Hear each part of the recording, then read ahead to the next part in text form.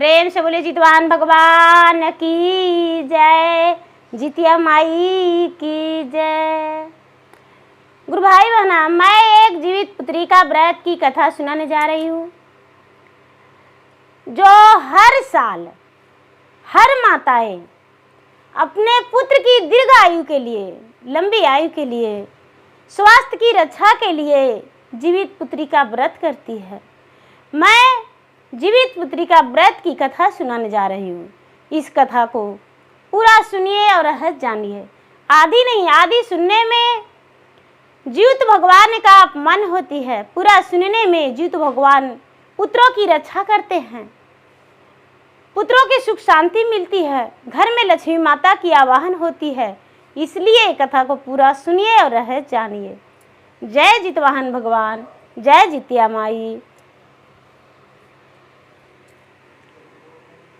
गुरु भाई बहना, एक नगर में एक राजा रहते थे। राजा का नाम विपेंद्र था, रानी का नाम सुमति था। राजा और रानी दोनों नगर में बड़े अच्छे से रह रहे थे। राजा के धन संपत्ति बहुत था, राजा का राज बड़ा था। राजा अपने राज में प्रजा को बहुत खुश रखते थे। राजा अपने प्रजा को कोई कमी नहीं दिया करते थे। राजा के नाम का गुणगान हर प्रजा गाते थे। लेकिन जब समय बीतने लगा, राजा का विवाहित जीवन कई वर्ष बीत गया, राजा का कोई संतान नहीं हुआ, तो राजा का गुणगान क्या, राजा को देखना भी लोग पसंद नहीं करने लगे। सभी लोग कहते हैं कि राजा तो निसंतान है, उनका प्रजा कैसे खुश रह सकता है। इसीलिए राजा को राजपद से हटा दिया जाए। राजा ये राजा नहीं, ये तो निसंतान निर्वंश राजा है।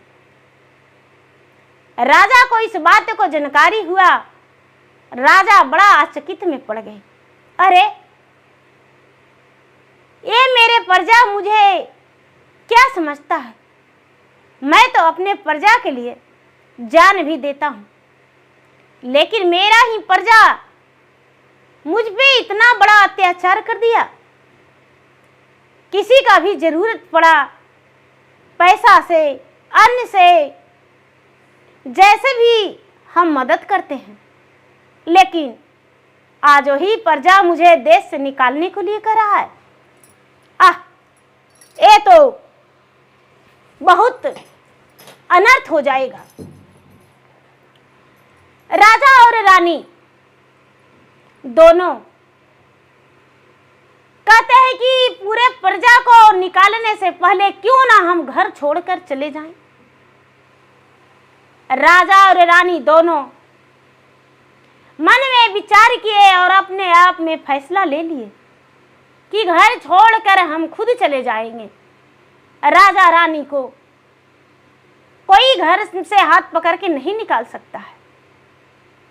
राजा और रानी आश्विन मास पितरपक्ष सप्तमी का दिन था, नहाई खाए घर से निकल गए। बहुत सारी सामान झोला में जैसे भी पाए वैसे सुविधा अनुसार दोनों पैक कर लिए। रुपया, पैसा, धन संपत्ति जो भी लेना था सब राजा रानी ले लिए और लेके घर से निकल गए। घर से निकल गए, चलने लगे। चलते चलते चलते चलते चलते चलते चलते चलते राजा रानी का दोनों का भूख लग गया। तो राजा रानी दोनों बिना स्नान किए भोजन नहीं करते थे। सूर्य देव का एक लोटा जल, एक लोटा तुलसी में जल, तो ये सच्चाई है। भगवान अपने नाम के लिए अपने भक्त को कोई प्रकार का संकट जरूर देते हैं, कमियां जरूर रखते हैं कि मेरा नाम ऐसे नहीं ले सकता। अपने भक्त के भगवान दुख देते हैं, परीक्षा लेते हैं। तो जाते जाते बहुत दूर चले गए। एक नदी था, नदी में बहुत सारे महिलाएं स्नान कर रही थी। राजा जो है, राजा और रानी दोनों देखते हैं कि बहुत सारे लोग स्नान कर रहे हैं, लेकिन उसमें पुरुष एक भी नहीं है। रानी को राजा कहते हैं कि हे रानी, आप जाके स्नान कर लीजिए, हम दूसरी घाट पर स्नान कर लेंगे। उस घाट पे तो खाली महिलाएं हैं, स्त्री का जाति स्नान कर रही है, तो मैं इतना पापी नहीं हूं। पता नहीं कौन सा कर्म किया हूं जो मेरा ये सजा मिला है, और हम कैसे ऐसा कर सकते हैं, हम नहीं जाएंगे। राजा थोड़ी दूर पर रुक गए। रानी जो है स्नान करने गई। रानी स्नान करने गई तो देखती है कि नदी में बहुत सारा भीड़ लगा हुआ है। रानी कहती है कि आप लोग आज क्या है जो स्नान करने इतने सारे लोग आए हैं? सभी लोग कहते हैं कि आप कहाँ के वासी हैं, कौन हैं? जो अनजान है, आज जीवित पुत्री का व्रत का, खैर जितिया का नहाई खाई है। रानी कहती है कि पितरपक्ष में कौन व्रत होता है? सभी लोग कहते हैं कि पितरपक्ष में तो पूर्वजों को पानी दिया जाता है, पूर्वजों को पानी देकर आत्मा को शांति कराया जाता है। पितरपक्ष जो है महान है। रानी जो है, रानी कहती है हमको विस्तार रूप से समझाइए। सभी लोग कहने लगे कि देखिए, जिसका संतान नहीं होता है वो भी ये व्रत करते हैं। संतान की प्राप्ति के लिए भगवान से संतान मांगते हैं, और जल में खड़ी होकर अपने आंचल फैला के भगवान से कहते हैं कि हे भगवान ब्रह्मा विष्णु महेश जितवाहन, मुझे संतान दीजिए और हम फिर से जीवित पुत्री का व्रत करेंगे। रानी कहती है कि मुझे भी संतान नहीं है बहन जी, क्या व्रत हम रख सकते हैं? सभी लोग बोले कि हाँ रख सकते हैं। कहते हैं कि मैं क्या करूं, मैं तो अपना राजपाट त्याग के आ रही हूं। सभी लोग मेरे बारे में बड़ी तरह तरह के बात कह रहे हैं, वही सुन के मुझसे रहा नहीं गया और मैं अपना राजपाट, घर परिवार सब त्याग दिया हूं। सभी लोग कहने लगे कि हे रानी, चिंता करने की कोई बात नहीं, आप हम लोग के साथ में स्नान करिए और राजा से भी कहिए वो भी स्नान करेंगे, और कल अष्टमी के दिन आप व्रत रखिए।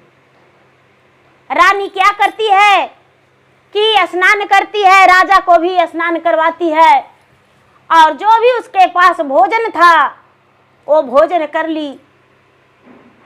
और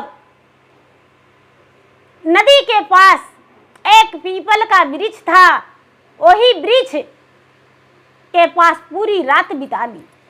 सवेरा हुआ, अष्टमी के दिन सभी लोग गए और पीपल के वृक्ष के पास कथा कहानी कहने लगे। कथा कहानी कहने लगे जितवाहन भगवान का। बहुत सारे लोग होते हैं जो पूरी 9 दिन कथा कहानी सुनते हैं, लगातार पूरा पितरपक्ष में जितिया भगवान का, जितवाहन भगवान का कथा कहानी सुनते हैं जीवित पुत्री का व्रत के, अपने पुत्र की रक्षा के लिए।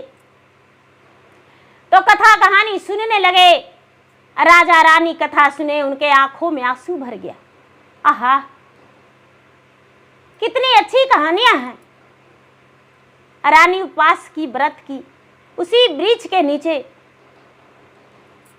पूरा रात भी बिताई, दिन भी बिताई, अष्टमी के दिन व्रत रखी, उसी वृक्ष के पास रह गई। समय बीतता गया, 8वीं दिन बीत गया, सब कोई पूजा पाठ किए, कुश के प्रतिमा बना के और पूजा किए। रानी भी पूजा की, सब लोग पूजा किए, सब अपने अपने घर गए। राजा रानी किसी को घर नहीं गए। 9वीं का दिन राजा गांव में जाके किसी किसान के यहाँ से दूध लाए और राजा रानी दोनों तालाब में स्नान किए, नदी में स्नान करके, और रानी जो है कहती है अपने मन ही मन के, हे जितवाहन भगवान, यदि मेरा संतान हो जाएगा तो 2 पुत्र होगा तो 1 पुत्र का बलि चढ़ा देंगे, यही गंगा में बलि देंगे, मेरा निर्वंश का नाम छूट जाएगा। हे जितवाहन भगवान, हे गंगा मैया, हम 1 पुत्र के बलि देंगे और मेरा गोद भर दीजिए। 8वीं का उपवास में रानी यही बात बोली, 9वीं का भी यही बोली, 7वीं का भी मन में यही सोची।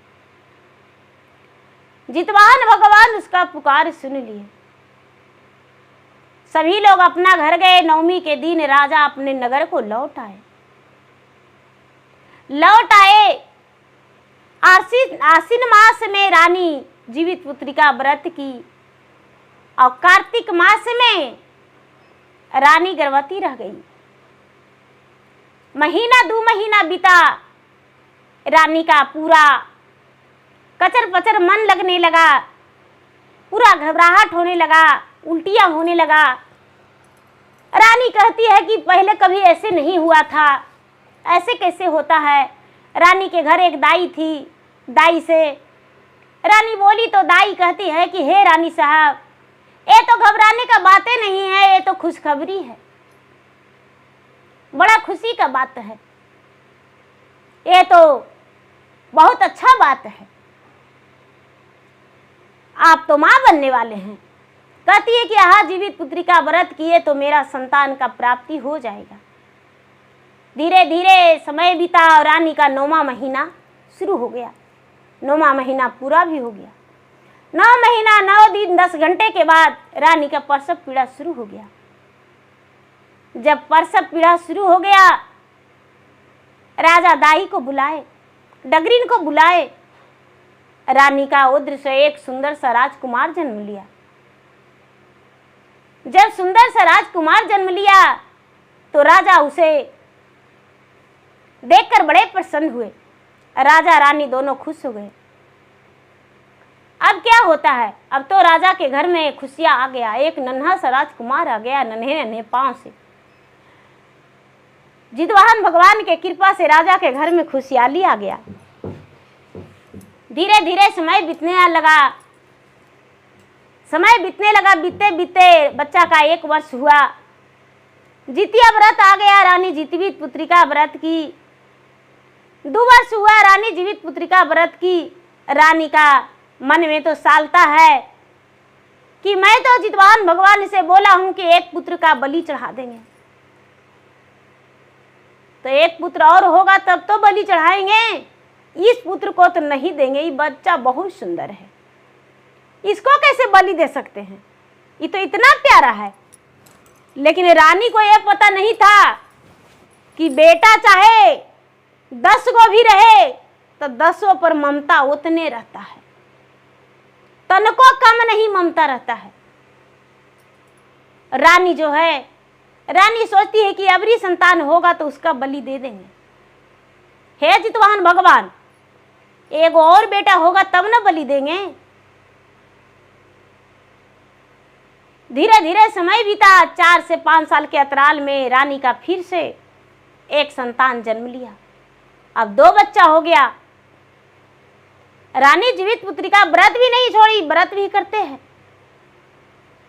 जब जितिया का दिन आने वाला है, राजा से कहती है कि हे स्वामीनाथ, मैंने जितवाहन भगवान से मन्नत किया था, गंगा माई से मन्नत किया था कि हे जितवाहन भगवान, मेरा संतान जन्म लेगा तो मैं 1 पुत्र का बलि चढ़ाऊंगी, और इतना बड़ा बड़ा 2 पुत्र हो गया और मैं 1 पुत्र का भी बलि नहीं दूंगा। ये जो मेरा बेटा है, दोनों बहुत सुंदर है, बहुत प्यारा है, मेरे कलेजे का टुकड़ा है, मैं इसको बलि कैसे दे सकता हूं। राजा कहते हैं कि हे सुंदरी, चिंता मत करो, हे देवी, इसके लिए कोई उपाय हम ढूंढ लेंगे। रानी कहती है कि महाराज, ऐसा कीजिए, नगर में यदि कोई भी एक पुत्र दे देगा तो उसको आधा राज आधा पाट और अपना जैसा महल बना देंगे उसको। राजा कहते हैं कि तो ठीक है, इस बात को नगर में हम ढिढारा बजा देंगे, ढोल बजवा देंगे। राजा एक परात में लड्डू रख दिए, पान का बीरा रख दिए और नगर में ढोल बजवा दिए। राजा क्या करते हैं कि ढोल बजवा देते हैं और सबको कह देते हैं कि भाई जो एक पुत्र मुझे देगा उसको आधा राज आधा पाट और अपना जैसा महल बनवा देंगे। पूरे नगर का लोग कोई नहीं तैयार हुए, कहते हैं कि नहीं नहीं, राजा के अपना बेटा दे देंगे बलि देने के लिए। राजा के 2 बेटा है तो ममता है, हमको नहीं ममता है। लेकिन राजा के घर एगो कमियां था, राजा के घर में एगो कमियां था, उसको 3 बेटा था।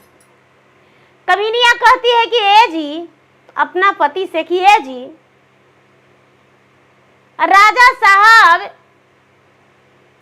जो ढिलवारा पिटवा रहे हैं तो हम ही एगो बेटा दे देंगे तो क्या दिक्कत है? 3 गो बेटा है, एगो दे देंगे, क्या होगा? रानी कितना सुख से रहती है। देखिए तो तेल लगाने वाली आती है, खाना बनाने वाली आती है, झाड़ू लगाने वाली आती है, पोछा लगाने वाली आती है। रानी का कोई तकलीफ है? एगो कमीनी होके, कमीनी होके यदि राजा बन जाएंगे, रानी बन जाएंगे तो कितना सुख होगा। एगो बेटे के दे देंगे तो क्या दिक्कत है? बड़का बेटा के दे दीजिए ना। तो जो कमियां है बेचारा वो कहता है कि नहीं नहीं, हम बड़का बेटा के नहीं दे सकते हैं। मेरा बड़का बेटा जो है मेरा पीठ पुराता है, कहीं भी काम करने जाते हैं तो पीछे से जाता है खाना लेके और 4 फेरा हर जोत देता है, माथा पर के बोझा ले लेता है और मेरा आधा काम वार कर देता है। घर आते हैं तो देह हाथ भी चाट देता है, थकल रहते हैं तो। बड़का बेटा मेरा पेट पुराता है, हम इसको नहीं देंगे। अपने गोदिया के लड़कवा के दे दो ना, ये तो कुछ नहीं करता है। तो कमीनिया कहती है कि नहीं जी, इसको नहीं देंगे। काम धंधा करके आते हैं तो जानते हैं, इसको गोदी में ले लेते हैं तो मेरा सारा कष्ट हरण हो जाता है, इसलिए हम इसको नहीं देंगे, मंझला के दे दीजिए। राजा वो जो कमियां है वो कहता है कि हाँ ठीक है, मंझले के दे दो। कमीवा जाता है दीदी और जाके राजा के घर नगाड़ा बजा के एक लड्डू उठा के खा लेता है और एक पान का बीरा खा के नगाड़ा बजा देता है। कहता है राजा साहब अपना पुत्र को हम देंगे बलि। कहते हैं कि तो ठीक है, आज से 4 दिन बाकी है जितिया में। जितिया के उपास के दिन हम बच्चा को लाके और नदी के घाट पर बलि देंगे। भाई फिर मोह माया मत करना। कहता है कि राजा साहब आज ही ले लाइए ना मेरे घर से, आज ही आप बच्चा को ले लाइए। ये जो राजा है कहते हैं नहीं, उपास के दिन लाएंगे। राजा क्या किए कि आधा राज आधा पाट लिख दिए उसको और अपना जैसा महल बनवाने के लिए तैयारी करवा दिए। धीरे धीरे समय बीता, नहाई खाई हो गया। राजा उसके लिए खूब सुंदर पोशाक बनवाए, उस बच्चा के लिए खूब सुंदर पोशाक बनवाए। पोशाक बनवा के और ढोल बाजन के साथ पूरा नगर में सबको के जानकारी हो गया कि राजा साहब कमिया के बच्चा के बलि देंगे नदी पर। पूरा ढोल बाजा गाजा के साथ राजा साहब उसके घर गए, कमिया के घर लाने बच्चा को जब कपड़ा पहनाने लगे, माँ बाप दे दिया कि राजा साहब ले जाइए, इसको बलि दे दीजिए। तो बच्चा कहता है राजा से कि हे राजा साहब 5 मिनट रुक जाइए, तब चलेंगे आपके साथ। बच्चा, सब भीड़ लगा हुआ था, दीदी बलि का जब बात है तो कितना लोग जुटेंगे, कोई ठिकाना है? कोई उसका ठिकाना नहीं। बच्चा कहता है, सुमरन करता है जितवान भगवान के कि हे भगवान, सब लोग तो व्रत करते हैं आपको अपने पुत्र के लंबे आयु के लिए, लेकिन मेरा माता कैसा कठोर है जे राजा घर बलि देने के लिए आज मुझे धन के लालच में दे दी है। कहती है, बच्चा कहता है, बड़े काजे बेटवा रामा, पापा के दुलरुआ हो, पापा के पीठिया पूरा भेजी।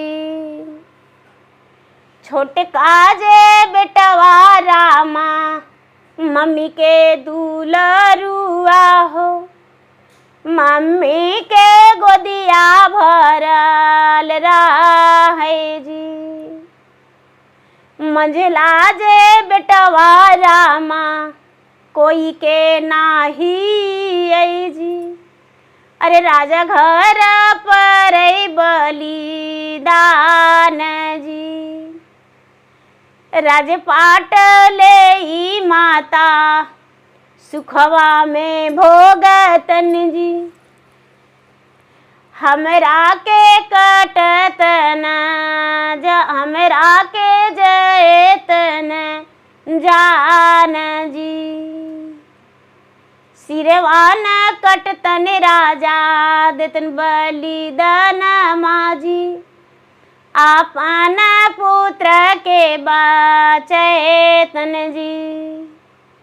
बच्चा जो है, देखिए भगवान उसका अग्रो कह रहा है कि मेरा तो गर्दन काटिए देंगे, लेकिन अपना पुत्र के बचा लेंगे, मेरा बलिदान देखिए। हे जितवान भगवान, आपको सब व्रत करता है पुत्र के लंबे आयु के लिए, पुत्र के प्राप्ति के लिए, पुत्र के सलामती के लिए, लेकिन मेरा माता आज कितना खुश से राजपाट लेके राजा के उंगली पकड़ लेता है। जितना लोग रहते हैं सबको आंख से आंसू झरझर झरझर झरझर झरझर गिरने लगता है, सब लोग रो पड़ते हैं।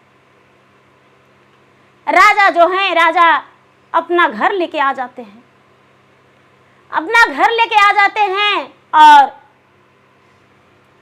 रानी को कहते हैं कि ले आए। रानी दूध भात कटोरी में लेके बच्चा को खिलाने जाती है, लेकिन बच्चा खाना नहीं खाता है। उसका तो खौफ है कि आज मेरा गर्दन कट जाएगा, क्या खाना खाएगा। मन में बस यही चल रहा है कि अब कुछ ही पल का बात है। शाम का समय हुआ, बाजे गाजे के साथ राजा साहब बच्चा को लेकर कहां चल दिए? नदी के अरार पर। बहुत सारे लोग पूजा पाठ करने गए, पूजा पाठ करने गए। बच्चा को ले जाकर अष्टमी के दिन वहां फूल माला पहना के अक्षत उछत छिटवा दिए। सब लोग कहने लगे कि ए राजा साहब, आज बलि मत दीजिए, नवमी के दीजिएगा। आज सब माता व्रत करती है अपना संतान के लिए, और यहाँ नदी के अरार पर बलि दीजिएगा, नवमी के दीजिएगा। राजा मान गए कि ठीक है, नवमी के देंगे। सवेरा हुआ, व्रत खोलने के समय सब लोग नदी पर जुटल थे।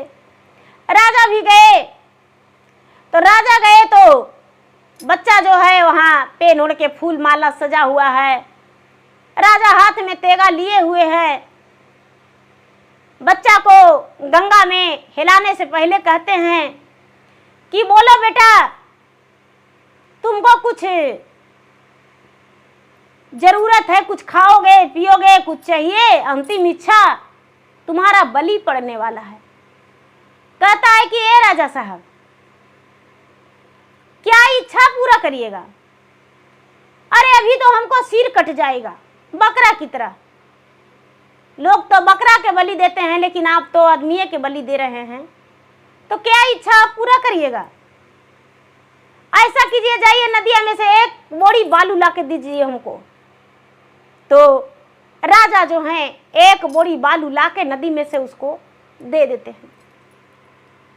बालू ला के जब दे देते हैं तो वो क्या करता है कि 5 गो ढेरी लगा देता है एक बड़ी बालू के। एक को कहता है, एक ढेरी फेंकता है, कहता है कि हे भगवान, हे जितवान भगवान, हे शंकर बाबा भोलेनाथ, आप तो जटाधारी हैं, आपका सिर पे गंगा के विराजमान रहती है, या अपने माता पिता के नाम से हम फेंक रहे हैं, मेरा माता पिता दुनिया से चल गई, मेरा माता पिता नहीं है। दूसरा ढेरी फेंकता है, कहता है कि हे भगवान, मेरा इस दुनिया में कोई नहीं है, कोई परिवार नहीं है। तीसरा ढेरी कहता है कि कोई देवी देवता भी नहीं है। चौथा ढेरी फेंकता है, कहता है कि आधे तक मेरा संसार में नाता है। पचमा के रख के हाथ जोड़ के कहता है कि हे जितवान भगवान, आपको सभी माता पूजा करती है और अपने पुत्र के लंबे आयु के लिए करते आई है, करते रहेगी। आपको तो नहीं ना फेंक सकते हैं, आप तो कितने अच्छे हैं, सभी माताओं को गोद में संतान की प्राप्ति देते हैं, तो आपको हम नहीं फेंकेंगे। खड़ा होकर राजा से बोला कि चलिए राजा साहब, मेरा बलि दे दीजिए। जो बच्चा है गंगा में हिल गया, गंगा में हिल गया। राजा से कहता है कि चलिए राजा साहब, गंगा में हिल के और जाके खड़ा हो गया और कहता है कि राजा साहब, तेगा चलाने से पहले 1 मिनट हमको समय दे दीजिए। राजा कहते हैं कि क्या? तो बस 1 मिनट के बाद दूसरा मिनट में मेरा गर्दन काट दीजिएगा, गंगा मैया के बलि दे दीजिएगा। कहते हैं कि ठीक है। कहता है कि बड़े काजे बेटवा रामा, पापा के दुलरुआ हो, पापा के पीठिया पूरा बेजी। छोटी काजे बेटवा रामा, मम्मी के दुलरुआ हो, मम्मी के गोदिया भरल रहे जी। मंझला जे बेटवा रामा, कोई के नाही जी। राजा घर पर बलि दान जी। राजपाट ले माता, सुखवा में भोगतन जी। अरे बेटवा के चली जय तो जान जी। अपना बेटा राजा बगले में रखतन जी। अरे हमरा के देतन बलिदान जी। धरती ना फटई रामा, खिलिया कसवा जी। और सुखी जैते गंगा जी के धार जी। ऐसन निर्मोही राजा हम नाही देख लीजी। हमरा के देतन बलि दान जी। इतना बच्चा जो है बोला, राजा के आंख से हर हर लोर गिरने लगा। राजा झरझर झरझर रोने लगे और बच्चा से कहते हैं कि बेटा, हम बलि नहीं देंगे। तेगा राजा के हाथ से गंगा में भिगा गया। राजा झरझर रोने लगे, आंख से आंसू, उनका गंगा जमुना की धार बहने लगा। और राजा कहते हैं कि पुत्र, अब हम बलिदान नहीं देंगे। बच्चा कहता है, नहीं राजा साहब, मेरा बलिदान दीजिए। लेकिन सभी लोग देख रहे हैं अरार पर से। राजा अरार पर आ गए। रानी आग बबूला हो गई और कहती है कि हे स्वामीनाथ, आप यदि बलि नहीं देंगे तो मेरा बेटा मर जाएगा। राजा कहते हैं, मेरा बेटा मरेगा चलेगा, अपना जान दे देंगे, अपना गर्दन चला के काट देंगे, लेकिन हम उसका बलि नहीं दे सकते हैं। राजा ऐसा कह के और अरार पर चले गए। रानी एकदम काली दुर्गा के रूप धारण कर ली और गंगा में हेल गई। तेगा लेके काटने के लिए तैयार है। बच्चा कहता है कि रानी साहब 1 मिनट मुझे वक्त दीजिए, उसके बाद मुझ पे तेगा चलाइएगा। रानी कहती है कि बेटा 5 मिनट समय देंगे। रानी अपने हाथों से फूलहार पहना दी, चंदन टीका लगा दी और तेगा लेकर खड़ी है बलि देने के लिए। बच्चा कहता है हाथ तोरा जोड़ियो गंगा, गोड़ तोरा परियो जी। अरे तोहरे धारा हई बड़ा पवित्र जी। आजू के दिन माँ गंगा हई शुभ दिन माँ जी। हमरा के पड़ई बलिदान जी। बड़े काजे बेटवा रामा, पापा के दुलरुआ जी। पापा के पीठिया पुरावे जी। छोटे काजे बेटवा रामा, मम्मी के दुलरुआ। मम्मी के पीठिया पुरावे जी। मम्मी के गोदिया भरल रहे जी। मंझला जे बेटवा रामा, कोई के नाही जी। राजा घर परई बलिदान जी। राजपाट ले माता, सुखवा में भोगतन जी। केतरानी हई निरमोही जी। आपन बेटवा के गोदिया में राखतन, हमरा के देतन बलिदान जी।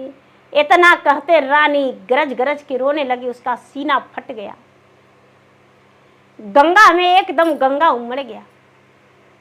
रानी का हाथ से तेगा भिगा गया और सभी लोग झरझर झरझर झरझर झरझर रोने लगे। रानी अपना सीने से लगा के अपना दोनों बेटा के और कमिया का बेटा के तीनों के सीने से लगा के कहती है कि अब चाहे जो हो, भगवान का महिमा, हम जो है बलि नहीं देंगे। हे जितवाहन भगवान सबको पुत्र देते हैं, तो इसका हम बलि कैसे दे सकते हैं? नहीं भगवान, बलि नहीं देंगे, मुझे क्षमा कर दीजिए, हम बलि नहीं देंगे। रानी जब इतना बोली और बच्चा को अपने सीने से लगा ली, अपना दोनों पुत्र को और कमिया को बेटा को अरार पर लाके, और रानी रो रो के कहती है कि अब हम बलि नहीं देंगे, चाहे जो हो जाए। सबको जितवाहन भगवान देते हैं पुत्र, मेरा का हरण कर लेंगे?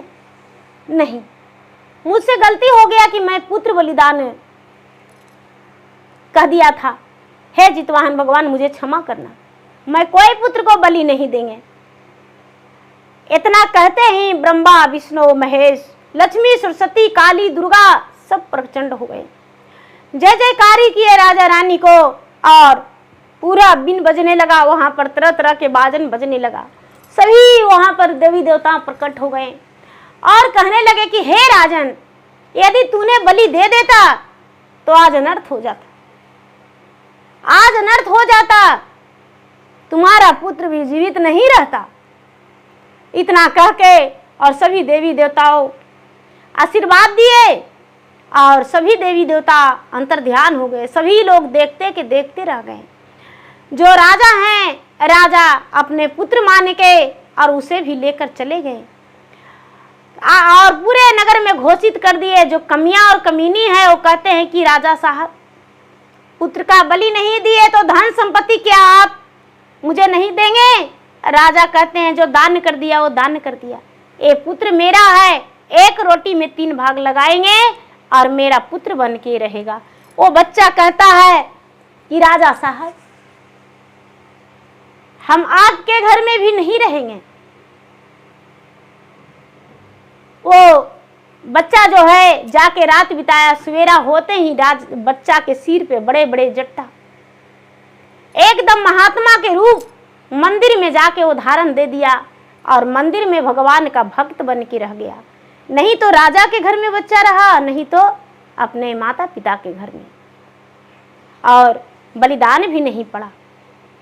भगवान अपना भक्त उसे बना लिए। वो सूर्य का भक्त बन गया, जितवाहन भगवान का भक्त बन गया, महादेव का भक्त बन गया, भगवान का भक्ति भजन करने लगा। राजा जो है, राजा का दोनों पुत्र जीवित रह गया, कोई तरह का कोई दिक्कत नहीं हुआ। राजा सुखी जीवन बिताए, सभी लोग सुखी जीवन बिताए। उसके माता पिता धन संपत्ति लेकर और अपना सुखी जीवन बिताए। तो गुरु भाई बहना, पुत्र का त्याग नहीं करना चाहिए। एक कथा है पुत्र की बलिदान। तो गुरु भाई बहना, मेरा वीडियो अच्छा लगे तो मेरा वीडियो का लाइक करें, शेयर करें। चैनल पर नए हैं तो चैनल का सब्सक्राइब करें, बेल आइकन घंटी को दबाएं, जो कि मेरा वीडियो का नोटिफिकेशन सबसे पहले आपके पास जाए, आप मेरा वीडियो सुन सके। कमेंट बॉक्स में हर हर महादेव, जय जितवाहन बाबा जरूर लिखे। धन्यवाद। जय जितवाहन बाबा, जय जितिया माई।